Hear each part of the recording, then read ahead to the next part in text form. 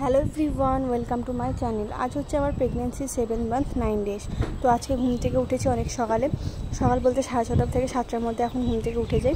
তারপর আমি সমস্ত বাসি কাজ সেরে 8:30টার সময় ফ্রেশ হয়ে ফ্রেশ হয়ে বলতে আমি এখন আজকে মাথায় চান করিনি, কারণ আমার শরীরটা খুব খারাপ ছিল। এখন চোখ মুখ দেখে বুঝতে পারছো ঠান্ডা লেগে গেছে।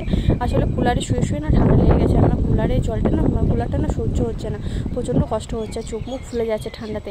তারপর ওই জন্য মাদার হরলিক্সটা খেয়ে নিলাম, যে হরলিক্সটা এনেছিল ডাক্তার যে প্রোটিনটা লিখে দিয়েছিল সেটা দিয়ে 1 প্যাকেট বিস্কুট খেয়ে নিলাম। তারপর আজকে আমার সেন্টারে যাওয়ার ছিল, কারণ আমি যবে থেকে শ্বশুরবাড়ি এসেছি একটা না একটা কাজ লেগে আছে। প্রথমে হসপিটাল, তারপর প্রাইভেট ডাক্তার, তারপর সেন্টার। তো আজকে সেন্টার যাবো, ওই জন্য দেখাতে 3 দিন পরপর হয়ে গেল। তারপর একদিন ইউএসসি করতে যাওয়ারও আছে সমস্ত কিছু নিয়ে। তারপরে এই তোমাদের হলো বাগানটা দেখাই। দেখো আমাদের বাগানে কত লেবু গাছ হয়েছে, লেবু গাছ দুটো আছে কিন্তু কত লেবু ধরেছে। দেখো এই লেবুগুলো আমরা একদিন পারবো, এখন পারবো না। ওই গাছেও দেখো কত লেবু হয়েছে। এই দেখো আমটা, আমাদের আম গাছটা ছোটো কিন্তু অনেক আম হয়েছে। এই আমগুলো পেরে নিতে হবে, কারণ পেকে গেলে না এবার আমগুলো পোকা লেগে যাচ্ছে, তাই সব আমগুলো পেরে নিতে হবে। আর সেন্টারে যাওয়ার আগে খেয়ে নিয়েছিলাম তোমার মুড়ি চানাচুর। রোজ মুড়ি চানাচুর খেতে ভালো লাগে না, তাই 2 রকম চানাচুর দিয়ে আজকে খেয়েছি। তারপর সেন্টারে যাওয়ার জন্য রেডি হয়ে গেছিলাম। সেন্টারে গিয়ে দেখি আমার নিয়ম চেঞ্জ হয়ে গেছে, একটা কুপন দিয়ে বসিয়ে রেখেছিলো।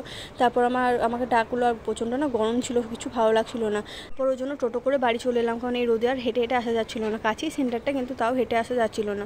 বাড়িতে আমি একটু অনেক তাড়াতাড়ি চলে এসেছিলাম, কারণ আমি 5 নম্বরে ছিলাম, সেরকম দেরি হয়নি।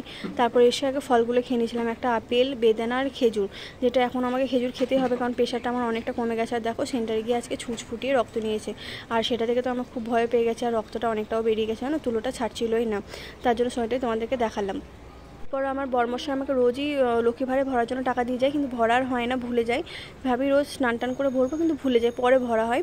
তো তোমাদেরকে ড্রেসিং টেবিলটাও একটু দেখিয়ে দিলাম কেমন গুছিয়েছি। তারপর লক্ষ্মী ভাড়ে টাকাটা ভরে দিলাম। তারপর ঘুমটুম দিয়ে বিকালবেলা গেছিলাম ছাদে। আর ছাদে না প্রচণ্ড গরম ছিল, দেখো হাঁটাও যাচ্ছিলো না। আর ওইদিকে পড়ি খেলা করছিল, ওর সাথে আমি একটু দুষ্টুমি করছিলাম। ও মাঝখানে বসেই খেলা করবে, ও সাইডেও বসবে না, কোথাও না মাঝখানে।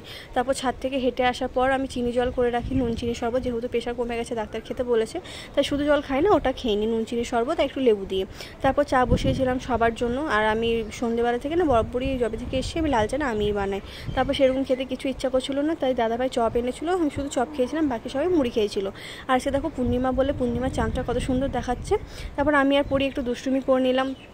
এখন আমি ভিডিও চালু করলে তো দুষ্টুমি করবেই, ওটা কোনো বলার কথা নেই। তারপর খেয়ে নিয়েছিলাম রাত্রেবেলা রুটি আর ঘুগনি। আগে একটা রুটি খেতাম, এখন চেষ্টা করি 2টো রুটি খাওয়ার, নাহলে পেটটা ভরে না, মাঝরাতেই খিদে পেয়ে যায়। আজকের দিনটা এইভাবেই কাটলো। যদি ভিডিওটা ভালো লেগে থাকে লাইক অ্যান্ড সাবস্ক্রাইব করে দিও। টাটা।